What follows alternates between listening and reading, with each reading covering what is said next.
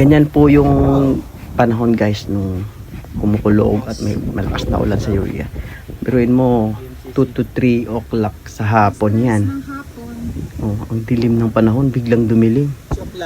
Tapos yan, umaga sana yung sobrang lakas ng hangin. Saka may kasamang ulan, ang lakas. Tapos yung actually, yung ibang mga puno naputol talaga sila, natumba pa.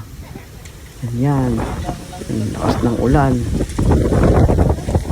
As in, baha po sa paligid.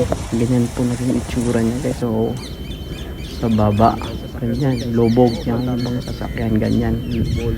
Nag-aladagat yung panahon. Tapos kinabukasan, ayan, maaliwalas na ulit. As in, puno ng tubig yan dyan. Tapos wala na. Naubos na. Ganon din po sila kabilis mag-response.